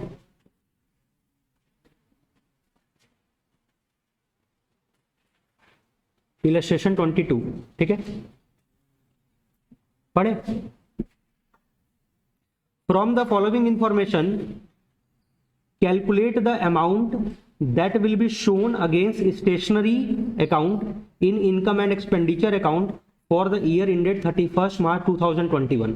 अब देखो, स्टेशनरी हमारे बिजनेस के लिए क्या होता है? खर्चा के एसेट, खर्चा होता है। ये बात तो सबको पता है कि स्टेशनरी हमारे लिए क्या होता है? खर्चा होता है, ठीक है। अब देखना है यहाँ पर क्या क्या इंफॉर्मेशन दिया हुआ है। 1 अप्रैल 2020 और 31 मार्च 2021, तो ये हमारा बिगिनिंग ऑफ द ईयर कौन सा बैलेंस माना जाएगा? ओपनिंग। और ये ईयर एंड हमारा क्या हो जाएगा? क्लोजिंग। अब देखो तुमको स्टेशनरी से रिलेटेड क्या क्या इंफॉर्मेशन दे रहा है। बोलता है कि हमारे पास कुछ क्रेडिटर था स्टेशनरी का, इसका मतलब हम लोग जो स्टेशनरी मंगा रहे हैं वो उधार में मंगवा रहे होंगे। तो तुम्हारे स्टार्टिंग में कितना क्रेडिटर चल रहा है? 4,600 का, और ईयर एंड तक जाते जाते क्रेडिटर कितना हो गया? 11,800। तो सोचो ना, तुम्हारा क्रेडिटर अगर बढ़ रहा है तो ये बात तो हो सकता है तुम उधार में माल खरीद रहे होगे। तुम्हारा क्रेडिटर बढ़ रहा है इसका मतलब तुम उधार में माल खरीद रहे होगे, ठीक है। अच्छा, कितने का माल उधार में खरीद रहे? अगर तुमको सिर्फ अभी हम इतना इन्फॉर्मेशन देना तो तुम बोलोगे सर ओपनिंग में क्रेडिटर कितना था? 4,600, और क्लोजिंग जाते जाते कितना हो गया? 11,800। तो तुम पता है कितने का उधार में माल खरीद लोगे? 11,800 माइनस 4,600, तुम्हारा आंसर कितना होगा? 7,200। लेकिन हो सकता है कि हम अपने क्रेडिटर को कुछ पेमेंट कर दी हो बीच में, हम अपने क्रेडिटर को बीच में कुछ पेमेंट भी कर दी हो, तब तो फिर परचेज का अमाउंट बदल जाएगा। तो अभी वेट करते, आगे बढ़ते। हमारे पास स्टेशनरी का कुछ स्टॉक था पहले से ही, हमारे पास पहले से कितना स्टेशनरी पड़ा हुआ था? 15,000 का, और ईयर एंड तक जाते जाते कितना हो गया? 30,400। उसके बाद लिखा हुआ है during the year ended 31 March 2021 payment made to, creditor को कुछ पेमेंट गया है, कितना गया है? 56,000 800। यानी तुम्हारे पास क्रेडिटर का इन्फॉर्मेशन दिया हुआ है कि ओपनिंग में क्रेडिटर इतना था, क्लोजिंग में क्रेडिटर इतना था, और हम लोग अपने क्रेडिटर को कितना पेमेंट कर दिए, 56,800। तो तुमको 3 इन्फॉर्मेशन दिया हुआ है क्रेडिटर से related, opening creditor, closing creditor, और कितना पेमेंट कर दिए, 56,800। तो तुम क्रेडिटर का अकाउंट बना करके परचेज ढूंढ सकते हो कि कितने का माल उधार में खरीदे थे, कितने का माल उधार में खरीदे थे। ठीक है, आगे लिखा हुआ है stationery purchased in cash during the year was 20% of the total purchase. अब यहां तुमको एक इक्वेशन बनाना पड़ेगा कि let the total purchase be x, तो कैश परचेज कितना 20%, तो क्रेडिट परचेज कितना 80%, वैसे करके सॉल्व करना पड़ेगा। एक काम करते हैं, सबसे पहले इस क्वेश्चन में क्रेडिट परचेज ढूंढते हैं, इस क्वेश्चन में क्रेडिट परचेज को ढूंढते हैं, फिर क्वेश्चन आगे बढ़ेगा। सबसे पहले लिखो कैलकुलेशन ऑफ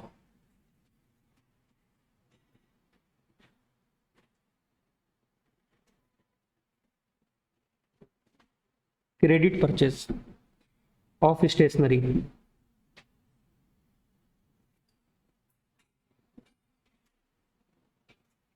एक बनाओ क्रेडिटर का account, creditor for stationery.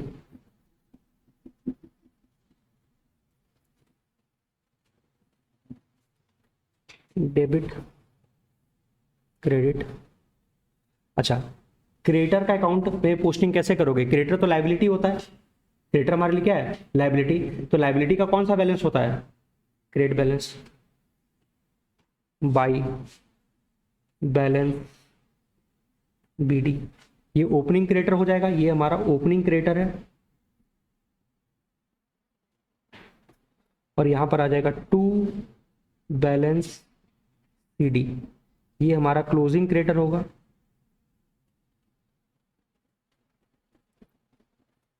To bank account, जितना पेमेंट कर दिए। चलो ये 3 इंफॉर्मेशन पुट करो तो क्वेश्चन में देख करके। हमारे बिगिनिंग में क्रेडिटर कितने रुपए का था, 4,600, और एंड में जाते जाते हो गया 11,800, और नीचे में लिखा हुआ है कि हम पेमेंट कितना रुपया किए, 56,800। तो यहां पर हमारा बैलेंसिंग फिगर आ जाएगा by purchases, by purchases 56,800 plus 11,800, ये हो जाएगा 68,600, 68,600 माइनस 4,600, परचेजेस आ गया 64,000। अच्छा, ये कौन सा परचेज आया, कैश परचेज की क्रेडिट परचेज, क्रेडिट परचेज। अगर कोई पूछ दे ये कौन सा परचेज आया, तो ये आया है क्रेडिट परचेज, ये आया है क्रेडिट परचेज। जिनका ये क्लास छूट गया था या जो टॉपिक ये वीडियो से नहीं किए, घबराओ मत, अभी जो हो रहा है होने दो, ये क्वेश्चन पूरा होने के बाद हम रिलेट कर देंगे आखिर हम ये सब फाइंड आउट क्यों कर रहे हैं। ठीक है, क्रेडिट परचेज ढूंढ लिए, ठीक है, 64,000 का। अब नीचे में एक इक्वेशन बनाने बोल रहा है कि कैश परचेज कितना है, टोटल परचेज का 20%, तो let the total purchase be x, let the total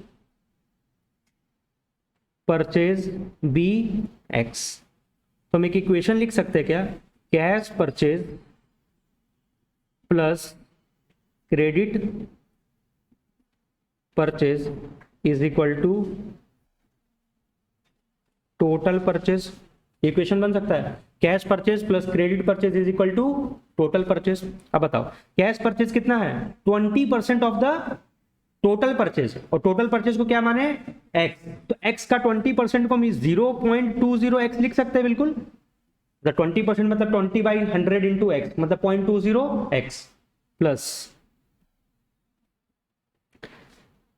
credit purchase तो अभी निकाले कितना, 64,000 पुट कर देते, is equal to total purchase कितना एक्स। अब इक्वेशन सॉल्व हो जाएगा तो हम लोग क्या ढूंढ सकते हैं, टोटल परचेज। सॉल्व करोगे, एक्स के पीछे कुछ नहीं है तो 1 है, 1 में से अगर 0.20 माइनस करेंगे तो क्या आ जाएगा, 0.80x इज इक्वल टू 64,000, और फिर x को सॉल्व करेंगे तो ये हो जाएगा 64,000 डिवाइडेड बाई 0.80। इसको सॉल्व करोगे तो आंसर आ जाएगा 80,000 x का वैल्यू, और ये हमारा बिजनेस का क्या आ गया है, टोटल परचेज। ठीक है, ठीक है, चलो अब जिनको ये टॉपिक ही नहीं समझ में आ रहा है कि हो क्या रहा है, हम उनके लिए हल्का से एक बार एक एग्जांपल देकर के समझाते हैं। टोटल परचेज तक पहुंच गए ना। अभी टॉपिक क्या चल रहा था, सुनो। टॉपिक ये चल रहा था कि तुम्हारे पास ओपनिंग बैलेंस है चॉकलेट का, कितना, 10। ठीक है, तुम्हारे पास 10 चॉकलेट है। तुम कितना चॉकलेट परचेज कर लिया, 20, और तुम्हारे पास क्लोजिंग बैलेंस बच गया चॉकलेट का, कितना, 5। मेरा सवाल तुमसे है कि तुम्हारे पास 10 चॉकलेट था सुबह, तुम दिन में कितना चॉकलेट खरीदा, 20, और शाम में कितना चॉकलेट बच गया, 5। तो कितना चॉकलेट खाया, कितना, 25 ना। कैसे किया होगा, 10 था, 20 और खरीद लिया, तो कितना हो गया, 30। तो तुम्हारे पास 30 बच जाता अगर नहीं खाता तो, लेकिन बचा कितना, 5, तो कितना खा गया, 25। तो वही बात तो है कि एक नॉट फॉर प्रॉफिट ऑर्गेनाइजेशन कई सारा स्टेशनरी परचेज कर रहा होगा, लेकिन कुछ स्टेशनरी उसके पास बिगिनिंग में भी पड़ा हुआ है और कुछ स्टेशनरी एंड में भी पड़ा हुआ है। तो मेरा सवाल तुमसे ये नहीं है कि कितना स्टेशनरी परचेज किए, अगर ये होता तो निकल चुका। मेरा सवाल ये है कि कितना स्टेशनरी कंज्यूम हो गया, मतलब कितना स्टेशनरी का यूज हो गया। तो बताओ, अब तुम्हारे पास 3 इंफॉर्मेशन आ चुका, ओपनिंग बैलेंस भी मालूम है, क्लोजिंग बैलेंस भी मालूम है, और क्या मालूम है, परचेज भी मालूम है। तो बताओ कितना स्टेशनरी यूज हुआ होगा। लिखो formula, stationery consumed, stationery consumed is equal to opening stock plus purchase. Purchase तुमको टोटल चाहिए होगा ना, तुम दिन में 25 चॉकलेट खाया, अब चाहे तुम चॉकलेट नगद खरीदा था कि उधार खरीदा था, कोई मैटर करेगा नहीं, तुमको तो टोटल परचेज चाहिए। Opening stock plus purchase minus closing stock.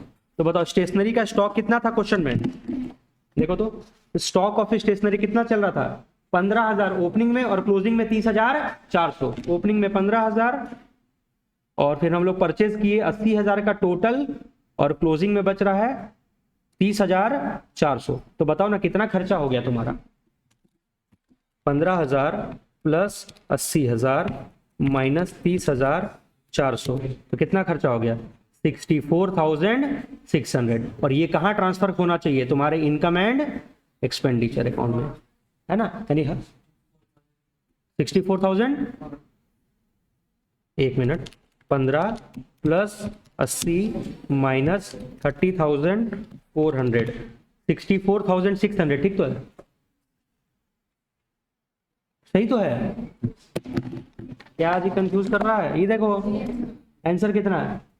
हम आज तक बुक का आंसर ही नहीं देखते, हमको जरूरत ही नहीं पड़ता कि बुक का आंसर कभी मिला, जो आ गया सही है, इसलिए टेंशन मत लिया करो। इनकम एंड एक्सपेंडिचर में जाए।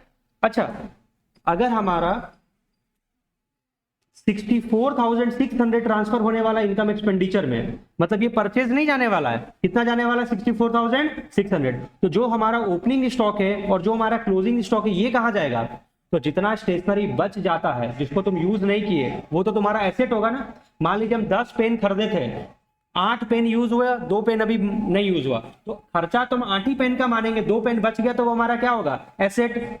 तो ओपनिंग स्टॉक क्या है, जो पिछले साल बच गया था, पिछले साल का क्लोजिंग स्टॉक इस साल का क्या होता है, ओपनिंग स्टॉक है, तो एसेट ही, बस डिपेंड करता है कि किस बैलेंस शीट में जाएगा। ओपनिंग स्टॉक किस बैलेंस शीट में जाएगा, ओपनिंग वाले बैलेंस शीट के एसेट साइड में, और क्लोजिंग स्टॉक कहां जाएगा, क्लोजिंग वाले बैलेंस शीट के एसेट में। और हम लोग यूज कितना कर लिए, 64,400, वो कहां चल जाएगा, इनकम एंड एक्सपेंडिचर में। तो आया समझ में। तो ये कंज्यूमेबल आइटम में कोई भी छोटा मोटा आइटम जिसको डेली बेसिस में इस्तेमाल किया जाता है, जिसका कुछ स्टॉक बच जाता है, ओपनिंग स्टॉक और क्लोजिंग स्टॉक, तो वहां पर हम लोग एक फॉर्मूला का इस्तेमाल करते हैं कंजम्पशन ढूंढने का, opening plus purchase minus closing. अच्छा, जहां पर ओपनिंग स्टॉक और क्लोजिंग स्टॉक नहीं रहता तो वहां पर ये कंसेप्ट नहीं लगेगा, तब तो ये फॉर्मूला ही नहीं लगेगा ना। हम सीधे बोल रहे सर 10 चॉकलेट खरीदे थे, खा गए, कुछ नहीं बचा, तो खर्चा कितना, 10 चॉकलेट का। लेकिन अगर हम तुमको बताने लगे कि 10 चॉकलेट खरीदे थे लेकिन 2 चॉकलेट मेरे पॉकेट में बच रहा है, तो खाए कितना, 8, तब ना फॉर्मूला लगाओगे। तो फॉर्मूला तो तभी लगेगा जब तुम्हारे पास स्टॉक होगा, चाहे ओपनिंग हो, क्लोजिंग हो, चाहे दोनों हो, ठीक है। और परचेज हमको कौन कौन सा चाहिए, दोनों, कैश परचेज भी और क्रेडिट परचेज भी, ठीक है।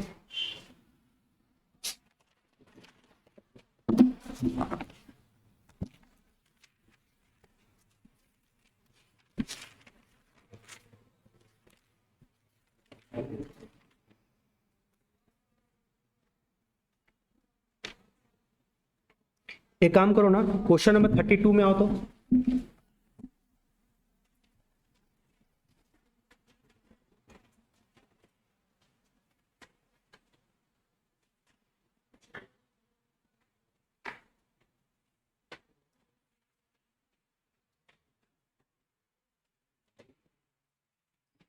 Question number 32। देखो,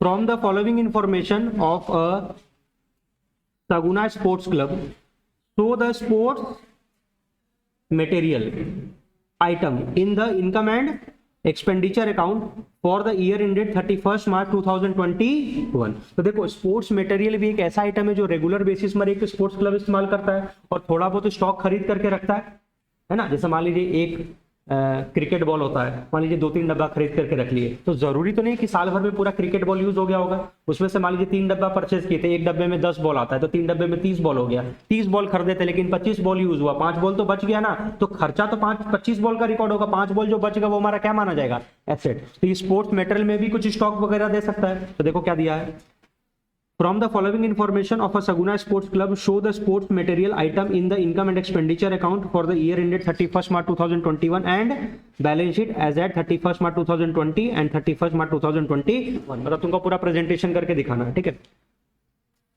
31st March 20 और ये 31st March 21। तो ये पिछला साल हमारे लिए कौन सा बैलेंस माना जाएगा, ओपनिंग, और ये इस साल हमारा कौन सा हो जाएगा, क्लोजिंग। सबसे पहले स्टॉक दिया हुआ है, यानी कि फॉर्मूला लगेगा। अगर तुमको कोई चीज का स्टॉक है तो पक्का फॉर्मूला लगेगा, कौन सा, opening plus purchase minus closing. अच्छा, एक आइटम और था जो हम लोग किए थे, सेल भी आ सकता है ना। अगर मान लीजिए थोड़ा सा तुम कुछ सेल कर दिए, तब पूरा फॉर्मूला क्या होगा, opening plus purchase minus cell minus closing, ठीक है। यहाँ पर स्टॉक दिया हुआ है, ओपनिंग में 6200 और क्लोजिंग में 4800। तो 2 आइटम मिल गया, बस एक आइटम ढूंढना बाकी है, purchase. Opening stock plus purchase minus closing stock. अब परचेज ढूंढने का टारगेट रखते हैं। क्रेडिटर दे दिया स्पोर्ट्स मटेरियल का, ओपनिंग क्रेडिटर 9800 और क्लोजिंग क्रेडिटर 7200। तो हम लोग एक अकाउंट बना लेंगे, कौन सा, क्रेडिटर का ओपनिंग बैलेंस भी है, क्रेडिटर का क्लोजिंग बैलेंस भी है। यहाँ पर एक और नया इंफॉर्मेशन दिया हुआ है कि हम एडवांस भी दे करके रखे कभी कभी अपने सप्लायर को, जैसे जिनके साथ अच्छा लिंक लग जाता है। अब मान लीजिए हम उनको फोन किए, भैया माल भेजिए, वो हमको क्या बोल सकता है, भैया हाथ में पैसा नहीं है, काम कीजिए कुछ पैसा दीजिए।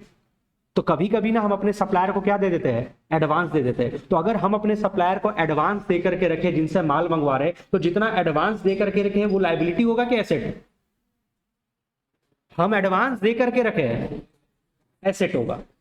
अच्छा ठीक है, तो ओपनिंग में कितना एडवांस है, 11000, और क्लोजिंग में कितना एडवांस है, 19000। ये चारों इंफॉर्मेशन ना तुमको सप्लायर का ही है। मतलब कुछ सप्लायर का आउटस्टैंडिंग भी चल रहा था और कुछ सप्लायर को एडवांस भी छोड़ करके रखे थे। सब सपोज करो तुम अलग अलग सप्लायर से माल मंगाते हो, कुछ सप्लायर का आउटस्टैंडिंग भी चल रहा है और कुछ सप्लायर का एडवांस भी दे करके रखे हो, ठीक है। नीचे क्या लिखा हुआ है कि तुम पेमेंट किए हो अपने सप्लायर को, कितना, 1,02,000। अच्छा, तुमको क्वेश्चन में क्रेडिट परचेज अगर दे देता तो ये सारा इन्फॉर्मेशन यूजलेस हो जाता। याद रखना, एग्जाम में ऐसे ही करता है, बहुत सारा इन्फॉर्मेशन दे देता है और तुमको साइड में क्या बता देता है, क्रेडिट परचेज बता देता है या टोटल परचेज ही बता देता है। तो भैया जब टोटल परचेज बता दिए तब तो मेरा डायरेक्टली फॉर्मूला लगा लेंगे, या अगर आप क्रेडिट परचेज बता दिए तब तो हमको क्रेडिटर के अकाउंट का जरूरत नहीं है। लेकिन यहाँ पर क्या बताया, पेमेंट टू सप्लायर। अभी कितना पैसा दिए है, 1,02,000, और कुछ ओपनिंग में आउटस्टैंडिंग था, कुछ क्लोजिंग में आउटस्टैंडिंग था, कुछ ओपनिंग का एडवांस था और कुछ क्लोजिंग का एडवांस था, ठीक है। There was no cash purchase, यानी इस क्वेश्चन में कैश परचेज तो नहीं है लेकिन क्रेडिट परचेज तो होगा। तो काम करते क्रेडिट परचेज को ढूंढ लेते, वही मेरा टोटल परचेज हो जाएगा और फिर एक फॉर्मूला लगा देंगे, opening plus purchase minus closing. तो एक अकाउंट बनाओ सप्लायर का या क्रेडिटर का। चलो सप्लायर लिख देते, वही ज्यादा सही है, सप्लायर फॉर स्पोर्ट्स मटेरियल।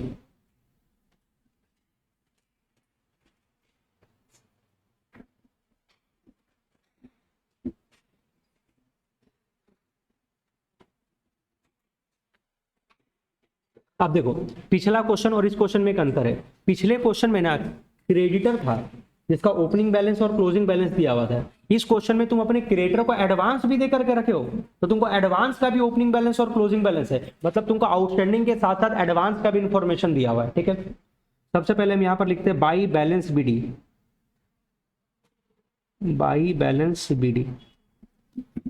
ये है ओपनिंग क्रेडिटर, ये है ओपनिंग क्रेडिटर। कुछ और है क्या नीचे?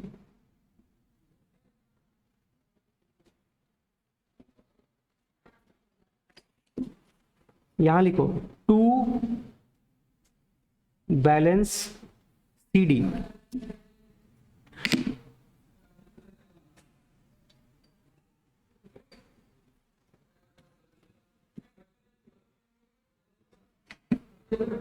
गेट को लॉक करो ना।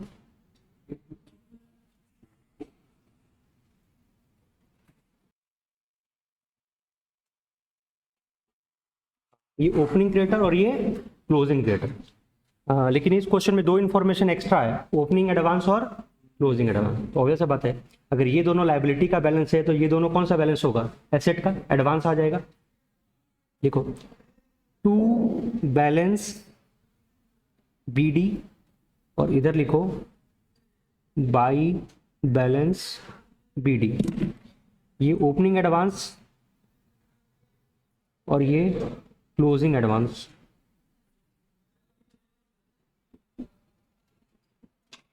ठीक है, तो एक सप्लायर का चार इंफॉर्मेशन हो सकता है। ओपनिंग आउटस्टैंडिंग कितना था, मतलब ओपनिंग क्रेडिटर क्लोजिंग क्रेडिटर, और कितना एडवांस दे करके रखे थे। अच्छा अब बताओ हम लोग अपने सप्लायर को कितना पेमेंट किए? क्वेश्चन में दिया हुआ है सप्लायर को पेमेंट कितना हुआ, देखो तो नीचे दिया हुआ था 1,02,000। तो तुम अपने सप्लायर को पेमेंट करोगे तो इधर लिखोगे टू बैंक अकाउंट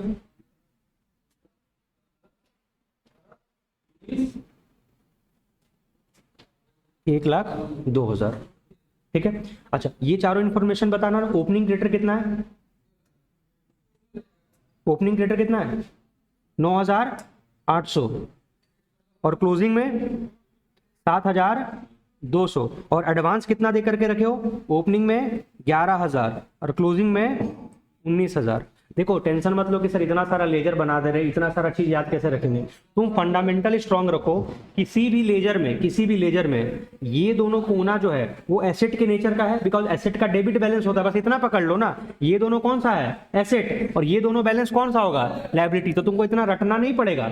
ये दोनों क्या है? एसेट। और ये दोनों क्या है? लायबिलिटी। ठीक है, कितना पेमेंट किए? 1,02,000। यहां पर बैलेंसिंग फिगर निकालो, कितना परचेज आ जाएगा? बाई परचेज बैलेंसिंग फिगर निकालो।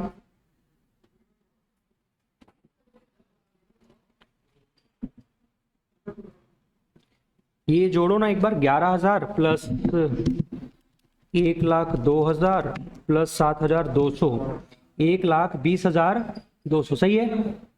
कितने आ रहा है? मिला लेना एक बार। 1,20,200 1,20,200 माइनस 9,800 माइनस 19,000 91,400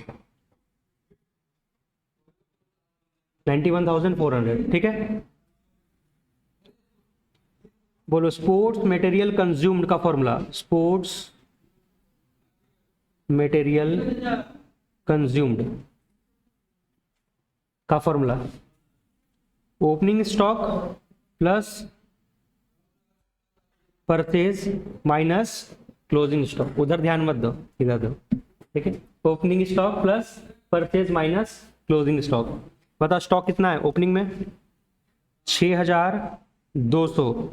परचेज तो सिर्फ यही वाला काम आएगा, बिकॉज कैश परचेज क्वेश्चन में नहीं है। बस क्रेडिट परचेज से काम चलाओ। 91,400 माइनस क्लोजिंग स्टॉक कितना है? 4,800। निकालो ना कितना हो गया? 6,200 प्लस 91,400 माइनस 4,800, ये आ रहा है 92,800। 92,800। ठीक है, एक बनाओ तो income and expenditure account, presentation भी करवा दे रहे हैं। Income and expenditure account,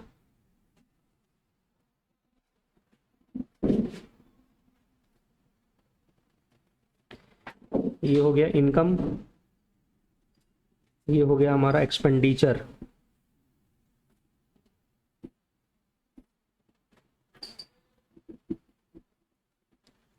debit credit. बताओ इतना मेहनत क्यों की? बस ये जानने के लिए कि स्पोर्ट्स मेटल का कितना खर्चा हमारा इस साल का बनता है। तो हमारा कितना खर्चा बनता है? 92,800। ये फर्क नहीं पड़ा कि हम सप्लायर को कितना पेमेंट किए, ये फर्क नहीं पड़ा कि हम कितना मटेरियल खरीदे, हमारा खर्चा कितना निकला? 92,800। यहाँ पर लिखो to sports material consumed, to sports material consumed 92,800। ठीक है। अच्छा, ये तो इनकम एक्सपेंडिचर का काम हो गया। बाकी इंफॉर्मेशन भी तो कॉपी करना होगा। जो स्टॉक बच जाता है तुम्हारे पास ओपनिंग में क्लोजिंग में, वो तो एसेट है, और जो तुम्हारा क्रेडिटर है वो लायबिलिटी है, और जो एडवांस दे करके रखे हो वो एसेट है। मतलब ये सारे इंफॉर्मेशन बैलेंस शीट से रिलेटेड है। बैलेंस शीट बनाना पड़ेगा। बैलेंस शीट दो बैलेंस शीट बनेगा, एक ओपनिंग डेट का और एक क्लोजिंग डेट का। Balance sheet as at opening date था 1 अप्रैल 2020। वो क्वेश्चन में 31 मार्च 2020 लिखे, तुम उसको 1 अप्रैल 2020 लिखो, कोई दिक्कत नहीं है, रात और दिन में कोई दिक्कत नहीं है ना।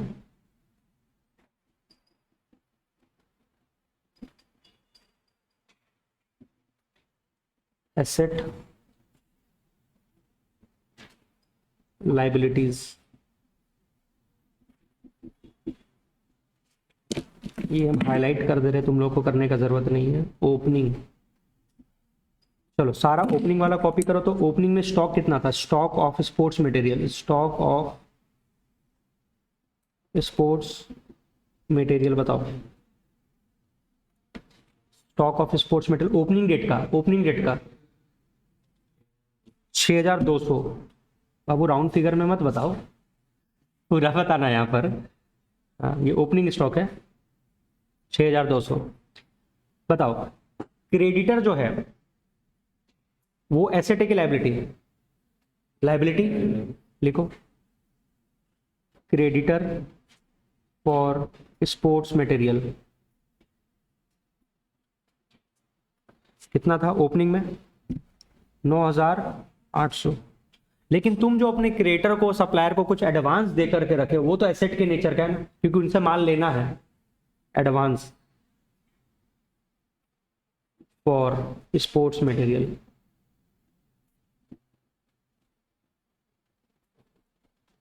ये क्वेश्चन हम इसलिए करवा दिए ना बिकॉज शायद पहले एडवांस का क्वेश्चन नहीं करवाए थे ना, खाली डिस्कस कर दिए थे ओरली, क्या शायद छूट गया था। बोलो तो एडवांस कितना है ओपनिंग में? 11,000। ठीक है, तो सेम टू सेम एक बैलेंस शीट और बनेगा 31 मार्च 2021। वहां पर स्टॉक आएगा क्लोजिंग वाला, एडवांस आएगा क्लोजिंग वाला, और क्रेडिटर आएगा क्लोजिंग वाला। करो complete.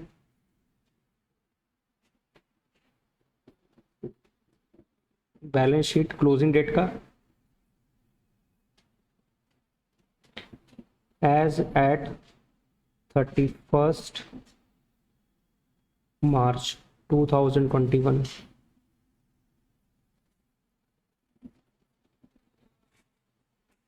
Asset liability creditor for sports material, closing date का था 7,200। Stock of sports material closing date का था 4,800, और हम लोग एडवांस दे करके रखे हैं। Advance for sports material closing date का है 19,000। ठीक है, तो बड़े बड़े क्वेश्चन में इसका जरूरत पड़ता है, इसलिए हम एक बार रिवाइज करवा दिए। तो लगभग अब हम लोग का सारा टॉपिक एक बार हो चुका है। ठीक है, जिनका पहला क्लास छूट गया था कि रिसीट एंड पेमेंट नहीं बनाए, कोई दिक्कत नहीं है, बिकॉज हमारे स्कोप में रिसीट एंड पेमेंट अकाउंट बनाने आएगा इसका चांस कम है। तुमको रिसीट एंड पेमेंट बना करके दिया हुआ रहेगा, रिसीट एंड पेमेंट दिया हुआ रहेगा, बस तुमको उसके बेसिस पर क्या बनाना है? इनकम एंड एक्सपेंडिचर अकाउंट और बैलेंस शीट। इसलिए लोड लेने का जरूरत नहीं है। ठीक है, बस अच्छे से क्या क्या टॉपिक रिवाइज कर लेना है। कंज्यूमेबल आइटम, जिसमें ये वाला फॉर्मूला लगता है opening plus purchase minus closing वाला। सब्सक्रिप्शन अकाउंट तो लास्ट क्लास पढ़े थे, एक अकाउंट बना लेते हैं, आउटस्टैंडिंग, एडवांस, वो वाला कर लेंगे। और थर्ड टॉपिक क्या था, फंड बेस्ड अकाउंटिंग, जिसमें 2 तरह का फंड मिल सकता है, जैसे बिल्डिंग फंड, पेविलियन फंड, इस टाइप का, या तो tournament fund, prize fund, match fund और स्पोर्ट्स फंड। ठीक है, तो आज का क्लास को यहाँ पर स्टॉप करते हैं। ठीक है।